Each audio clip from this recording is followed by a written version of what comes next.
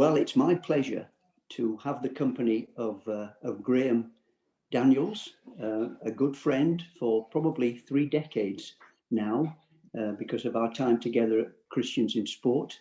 And Graham is going to share something of not only his work with Christians in Sport, but also something of his kind of life journey as well. And so in the company of the North Worcester Life Group, and also lots of friends as well, then we're all listening in to what Graham has to share. So Graham, thank you so much. I know that it's been a busy week for you, because I'm aware that Cambridge United yesterday had 2,000 people watching their game, and I assume you were one of them. Why don't we just warm up by you just telling us a little bit about your connection with Cambridge United?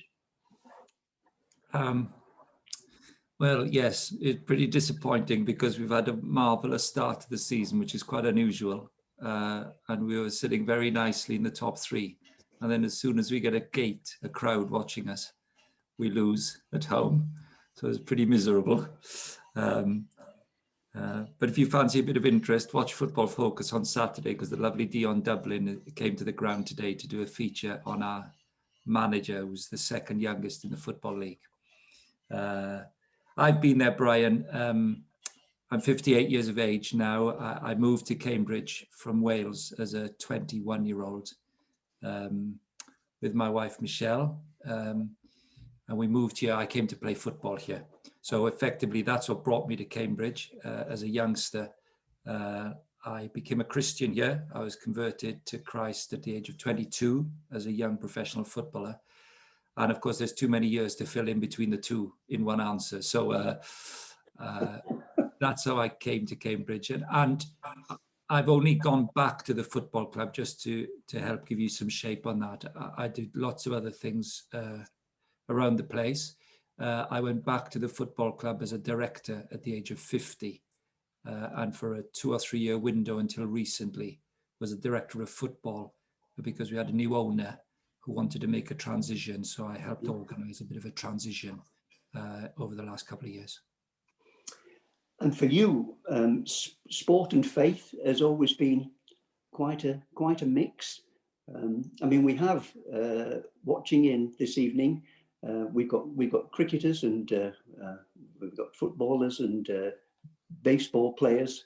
We've got a few rugby players, but that was probably in the last century. A number of golfers.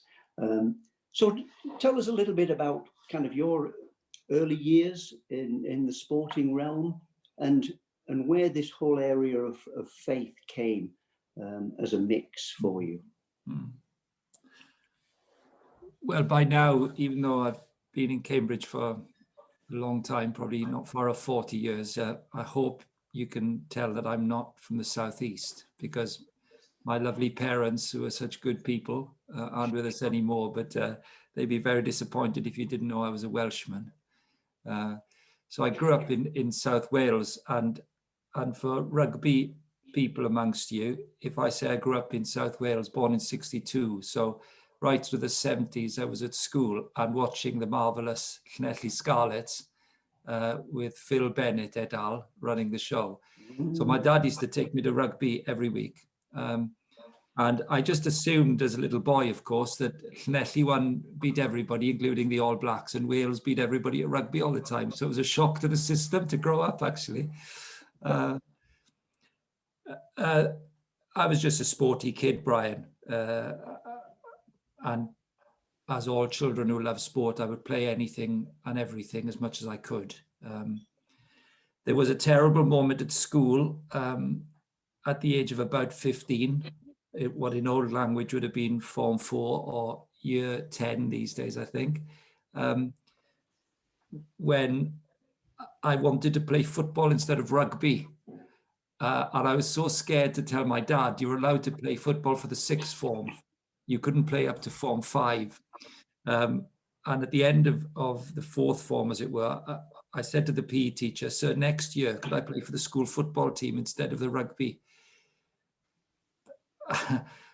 I had to tell my father, it took me 2 weeks to get the guts to say to my father, Dad, I'd rather play football than rugby. 2 weeks it took me. When he used to work shifts, he was a steel worker. And his best mood was when he was working the morning shift because he was home at 2 o'clock. So one day I got in from school about 4 o'clock. I said, hey, Dad, working class South Wales man. I said, I've got a minute. He said, hi, what's the matter? I said, oh, nothing much, Dad. Come in the kitchen. Have a sit down. He said, have a sit down? What do you mean have a sit down? What have you done? I can't tell you what he thought I might have done. That would be too rude. But when I told him I wanted to play football instead of rugby, he said, I wish you'd done the other thing. That's a very good joke, but you'd be better off.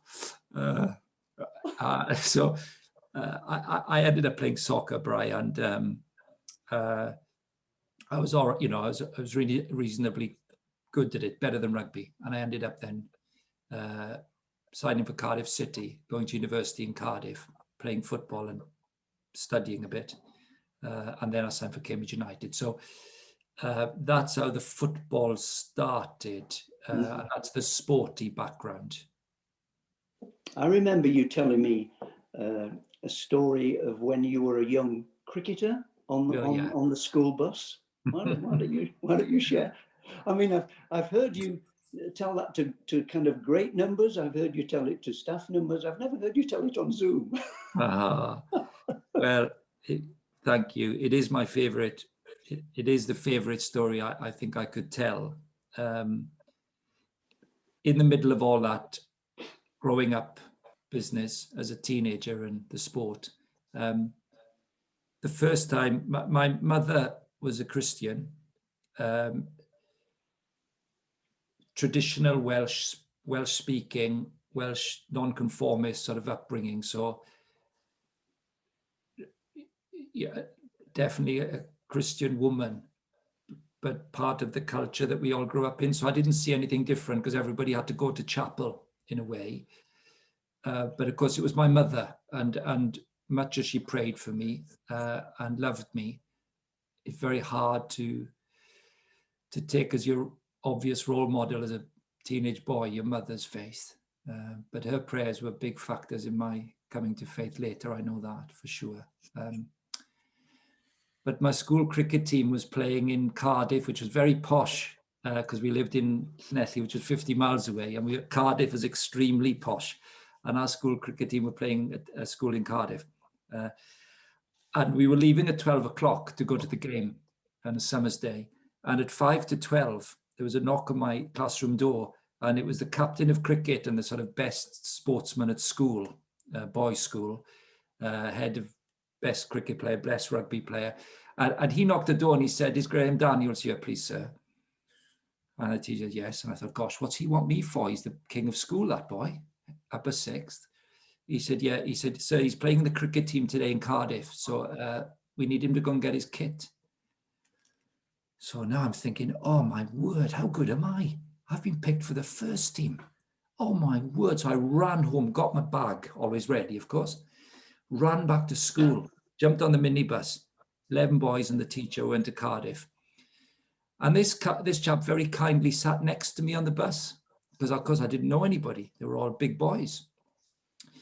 And I was, showing off really to myself, wanting him to tell me how good I was, stupidly. So I said, oh, very surprised to be picked for the team, Guion, his name was. And he said, yeah, well done. And we went a bit further. And I said, yeah, I was very shocked that I got picked, when I'm only in the year 10. And he said, yeah, good man. Must be very exciting. And then I tried it once more. All I wanted him to say was I was good. And I said a third time, and he said, you don't know why you're picked, do you? I said, not really, no. And he said, how many boys at school? I said, 600. He said, good. He said, does any boy at school live closer to school than you? I said, no. He said, well, that's why you were picked. He said, we needed somebody. Somebody was sick. You live 5 minutes away. So somebody said as a kid, he said, so if you know cricket, I was third man and I didn't bat all day. We won. He took all the wickets and got all the runs. And let me speed up. But on the way back on the bus, he very kindly sat next to me again. And 5 miles into the 50-mile journey, he said to me, it was a Monday, "What did you do at the weekend, Graham?" And I said, "Oh, I played cricket Saturday. I did nothing Sunday because it was the 70s Wales. Nothing on, nothing open, no shops, never went out unless you went to chapel, and I wouldn't go to chapel because I didn't want to go anymore." And of course, politely, I said to him, "So what did you do at the weekend?" Reciprocating. And he said, "Oh, I played cricket Saturday and I went to chapel on Sunday," different chapel. And I was shocked. You see, because he was a brilliant sportsman, a big character. Every boy at school knew him. And I couldn't work out why he would want to go to church. I couldn't get my head around this. The only Christian I really knew was my mother. And my gosh, she was like 40 or something, ancient. So, you know, my mother, here's an 18-year-old boy man telling me he went to church. So I said, "Gosh, why do you go to church? Does your mother still make you go?" That's what came out of my mouth. And he said, No, I go to church because I follow Jesus. But he stuttered it out and he colored up a little bit. He blushed a little bit. And I said to myself, 45 miles to go. And I'm trapped by a religious nutter. So, Brian, I'll stop it there, but I should postscript the story by saying that man was the biggest influence humanly on me becoming a Christian at 22, because it opened my eyes to the fact that you could be a mad sporty boy and a really good sportsman and be a Christian. And that God used that one conversation it was a stone in my shoe for the next 7 years. Couldn't escape the wonder of this thing. And I will tell you one more piece. When I did become a Christian, I found out that he had gone home that day after the game. Just in case you think you're rubbish at telling people about Jesus, if you're a Christian in the conversation tonight, just in case you think you're the worst who could ever possibly even try and dare say anything about your faith because you tangle yourself up and make a mess of it. Can I just tell you that this 18-year-old boy went home that day and his father said, "How are you? Good game?" And he said, "Yeah, good, yeah." His father said, "Doesn't sound good. Did you score any runs?" Yeah, I got 50. "Any wickets?" "Yeah, I got 6. "Well, what are you so miserable for then?" And he said, "Well, Dad," his dad was a Christian. He said, "Dad, you know, I've never talked about Jesus to anyone. And I decided on Sunday that I was going to say something to somebody this week about being a Christian." He says, "And I tried to tell this boy who we got because we were short on the way back from Cardiff today. And I really made a mess of it. And I really messed it up. I was useless." So I've held on to that pride for years and years, because every time I think I'm the worst teller about Jesus to people in the world, I then remember Gwion Jenkins and I think, if God could use Gwion Jenkins, I'm happy he could use anybody. So that's the cricket story, and it's changed my life. I remember you telling me some years ago, because I think you'll have to correct me if I've got these facts wrong. I think at some stage you played alongside David Moyes, you know, the present kind of West Ham manager who was Everton, well, Manchester United and Everton as well. And I think whenever you kind of were in the vicinity, you popped in to see him and the like. And he said, when you probably asked him about how he was getting on in his Christian life, then he said the difficulty he found was when he crossed the whitewash. You know, it's fine being a Christian when there isn't pressure and there isn't difficulties. How did you find, or how do other sporting Christians that you know find as difficulty when they get into the kind of competitive side of things and when there's a bit more pressure? What was it? What was it like for you in those early days as a 22-year-old when you became a Christian as a professional footballer with Cardiff City? Well, mate, in one sense, I'm the wrong bloke to ask, because the kit managed to say I was the only player whose kit never got dirty, even on a muddy day.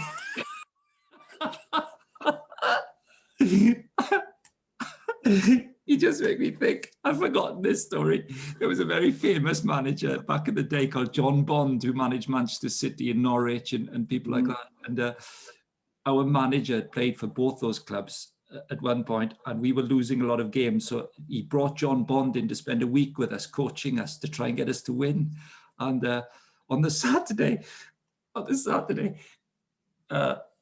we were losing 3-0 at halftime. And he did that thing which coaches sometimes do. He went around the whole dressing room, picking everybody and saying, and you, and you, and you. And he missed me completely. He didn't say anything to me. And he gave everybody else a row. And I thought, wow, you see, there's a pattern emerging here. Wow, I must be playing well.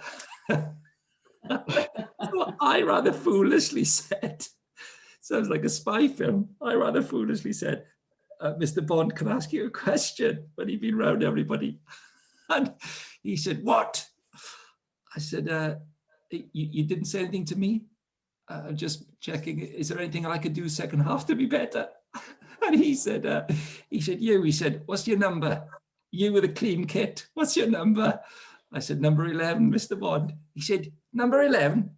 He said, you're slow, you can't tackle, you've got no right foot, you can't head the ball, and you cause no threat to anybody at all except us. He said, that's what I think of you. And then I got into so much trouble, Brian. I was taken off 10 minutes into the second half. I've got a loose tongue, and it just came into my head and it was out of my mouth before I could stop it. I put my hand up again. He turned away, I put my hand up. He said, what? I said, Mr. Bond, do you think I've got a future in the game? Oh, he went crazy, absolutely crazy. But all the chaps, can you imagine the changing room? People are biting and hissed not to laugh because they'd have been in all sorts of trouble. Now, I've forgotten what you asked me now, Bri, but you just reminded me of the whitest kit and John Bond giving me a row. Yeah, competing. Oh gosh. Let me tell you what I say to players. Perhaps that's better. What I say to Christian players now and coaches, I say to them is two things you've got to work out if you're a follower of Jesus and a sports person. Number one, look up. Get rid of what you think the dressing room thinks of you, or the fans think of you, or your manager thinks of you. Get that out of your way. Do it like a pivot. Put it on the horizontal. Put it there. And then look up. So don't look up to your teammates or the crowd or the manager or the newspapers or Twitter. Don't look at those. Put them down, flatten them. Now, what's left? So God's left. Get in the habit of looking at him and asking two questions. Lord, do you love me? Absolutely unconditionally. Whether I win or lose, I'm a success or a failure, picked or dropped, hero or villain, will you change your mind about me? And what does he say? He says, by the cross of Christ and the resurrection of Christ, by the ascension of Christ and the presence of the Holy Spirit, I love you and I will never, ever, ever change my mind. You are the apple of my eye. You're my child.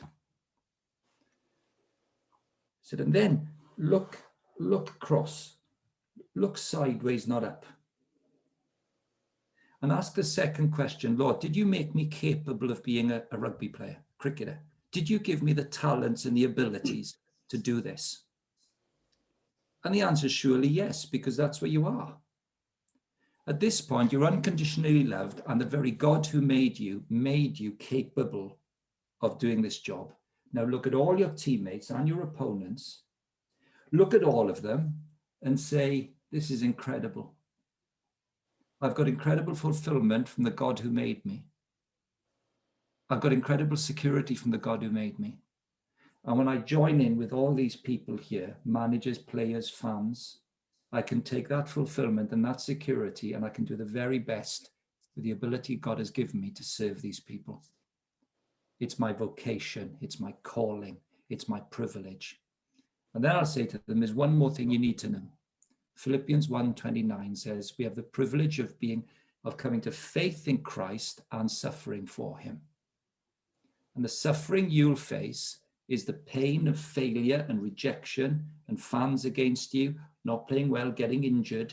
That'll be amidst the joys. But it's in the very process of that you will grow as a disciple, because that's where the Lord put you to grow as a disciple. But you need never prove anything to him, because he'll always love you the same. Sorry, that's a bit long, but it's such a precious division of the way life works for athletes. You've got to keep pointing them to Christ as unconditional all the time. So there came a time when you stepped out of being a professional footballer, and I can't remember, did you go straight from that into working for Christians in Sport, and what brought that about?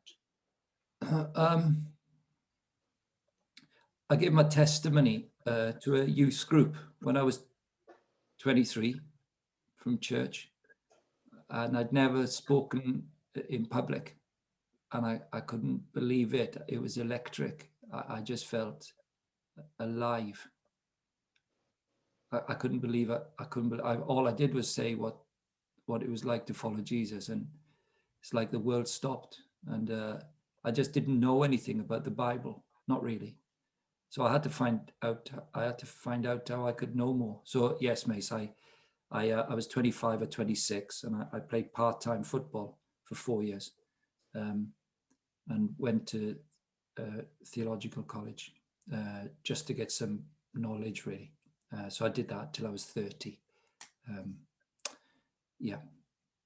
And then when you first came into Christians in Sport, you perhaps had a role of using the experience that you had in the football world to spend time with footballers. Yeah. And now you kind of head up Christians in Sport. Just tell us a little bit then about that transition. Oh, well, it was, the transition was hardly complicated, because once you know the Gwion Jenkins story, I'm a one-trick pony. I mean, Christians in Sport simply means finding boys and girls and men and women who happen to be a Christian and helping them to be as bold as Gwion Jenkins in their own silly way, like all of us. If God gave you the talents, and if God loved you and he puts you in with that group of people to be a disciple and to know the joys and pains of the Christian life, they'll all see you go through the joys and pains of the Christian life. So I can remember Gwion Jenkins after one game of cricket, when we were later that season, I think, he was out early, which was unusual. I hadn't gone into bat yet, and I walked into the changing room, and I saw him throw his bat across the room in fury. No one was there. He thought no one was there. He was so angry that he got out cheap that he threw his bat. And I can honestly remember being relieved that he wasn't such a saint, that he didn't go crazy when he got out early, because it showed me he was competitive, see, Mace. I mean, it was a wonderful thing. I thought you can be really competitive in a Christian. I thought it was quite marvelous. For me, the Christians in Sport work, I was 29 or 30 when I started doing some work with Christians in Sport. And it was really through the 90s. I was born in 62, late 20s, something like that. And right through the 90s, I just spent my life with professional footballers and clubs up and down the country, trying to do a Gwion Jenkins, really. In fact, I've just written a foreword for Gavin Peacock's biography this afternoon. Gavin Peacock was a Newcastle and Chelsea player at the time, converted in the late 80s. And he was the first person to run a Bible study for players, London-based footballers, in his house in the early 90s.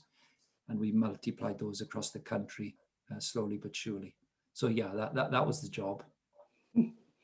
Was the bat throwing incident a bit of a model for you?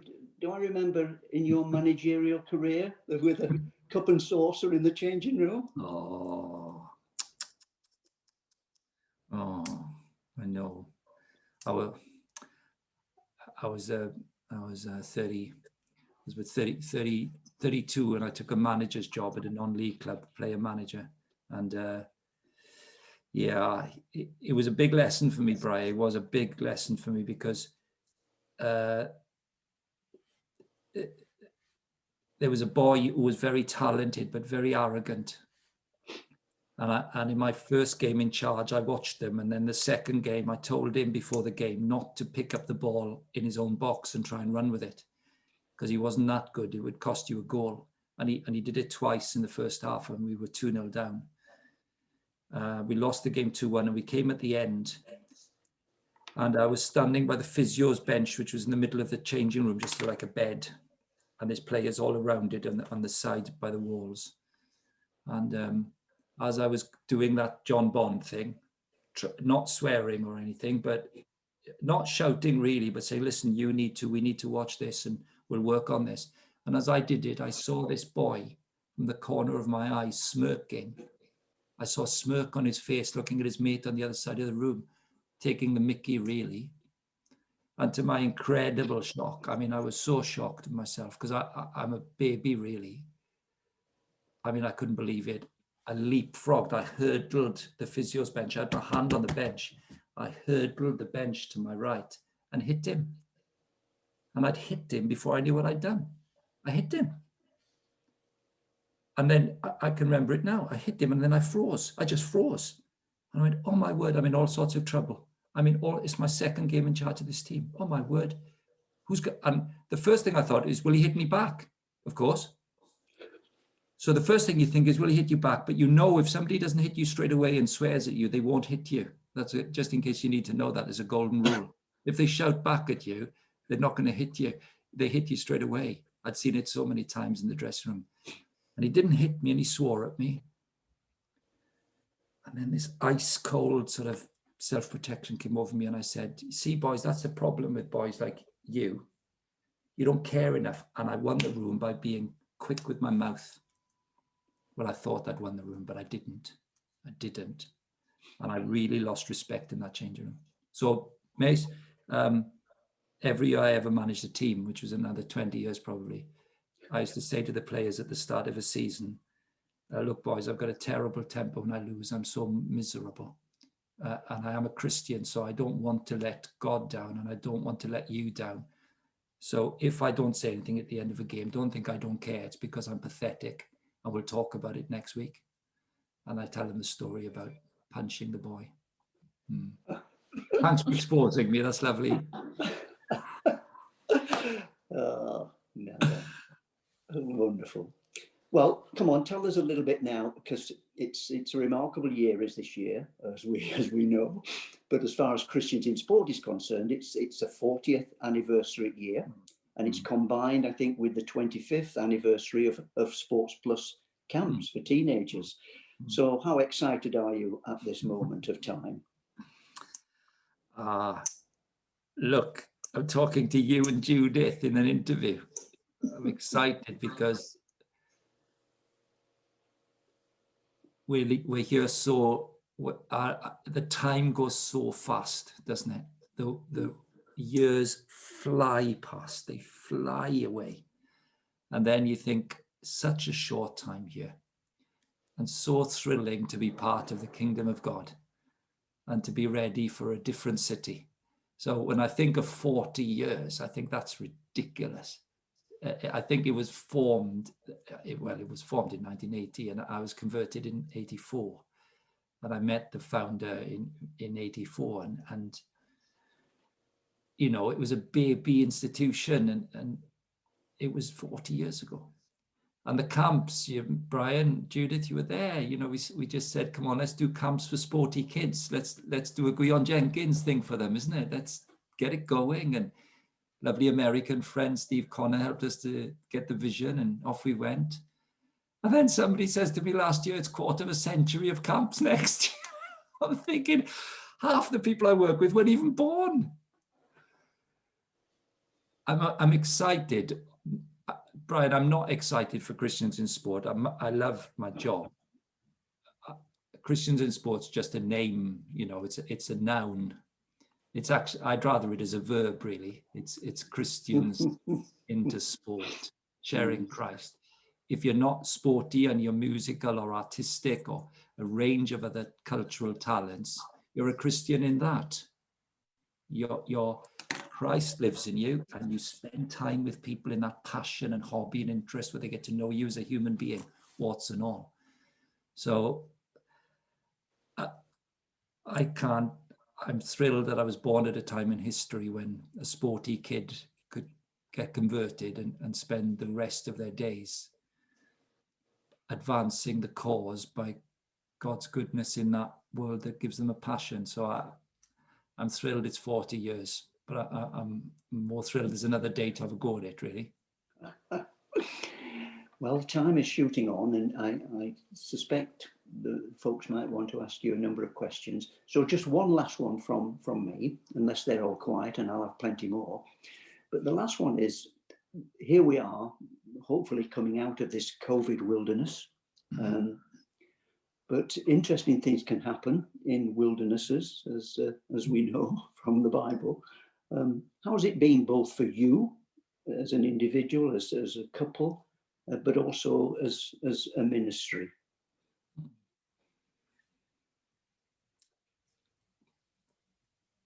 If I had to pick one thing out personally, I've slowed down.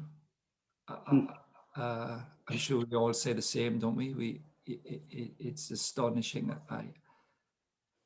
I can't remember. I must have been a boy, you know, and I never used to go anywhere. Was in the house every night. I was around my village, or I live in Cambridge, around town all the time. I mean, I haven't done it since I was a boy. And it's been good for me, mate. It's been good for me. It's stripped a few of the vanities of thinking you can go to places and travel and think you've got something important to do. It's been very good for me. It's humble. It's properly humbling not to be going to places. So I found it really good. I've got a patient wife. I've no idea she puts up with it because she's used to me traveling all the time. And she's had to put up with me in the house every night. I think our food bill's gone up enormously. So I think for Christians in Sport, I don't mean this in a flippant way, because I know there's been a lot of suffering. So please don't hear this in a flippant way. It's not, these two things aren't mutually exclusive. It's been a tough time for people I know and for many of the people on this call. But for Christians in Sports work, I think it's been a revolution. When you were asking about what I was doing in the 90s with Christians in Sport, I would spend 2 days. Well, I stayed at your house often, didn't I, Brian and Judith? I'd come to the Northwest or the Northeast or Yorkshire, and I'd spend a couple of days just going to football clubs to meet players or managers, find out somebody might be interested in the gospel, or an old colleague, or maybe the odd Christian emerging. So I would just travel the country and spend 48 hours early in the week at football clubs. During the lockdown, I just thought, you know what, lots of those players are managers now. I haven't worked with footballers for 20 years. I thought lots of those boys are managing now. So I just phoned them all up. And for anyone who's professing faith, I said, why don't we do a Zoom call once a week? Bring some of the guys in. Within 3 weeks, we had 40 coaches in a Bible study. I mean, I'd never seen, it would have taken me a year's work to do that in the past. And it's been the same in the other sports. So I think it revolutionizes what we do. And perhaps finally, you've done this enough times. Both of you jumped in the car and traveled to the other end of the country to do a guest event on a Friday night somewhere, and then, stay over probably and drive home the next morning. And it's a 24-hour round trip to speak to 100 people. And then we said, well, hang on, why don't we do an online sports quiz and see what happens when there's lockdown going on? We did 8 quizzes. We couldn't believe it on the first one. You know, you say about recording it on YouTube. We did a YouTube recording. We had 400 teams and 15,000 viewers. 15,000 viewers, and had 15,000 people come to anything in 10 years put together. I mean, we couldn't believe it. We couldn't believe it. And we ended up with 100,000 people watching the 8 quizzes. So I've no idea what what that plan was. So I don't know what the future holds, because we'll be back to normal and we'd be glad of it. But Macy, it's shown us something about global culture. People from all over the world were listening in, you see, who know the sport Christian thing. So all I know is the Lord he's the rock of ages. He's firm as anything. He holds history in his hands, and yet he's as flexible as water when it comes to mission. So I guess I just want to stay standing firm on the rock, but moving with that fluidity that keeps the mission going. I know where you're about to stop, but I've got to say, while others are listening, I am so grateful to you two Masons for the role model of a Christian marriage that I've watched in you as a much younger man with a wife and children. And you've been incredible role models to me. And I want to say that before we go any further. I've got the utmost respect that you're the ones who are always doing mission still. And I respect it greatly. So thanks for the chance to chat to you. Well, let me close that part of the interview and just give thanks to Graham just for sharing something of his heartbeat with us.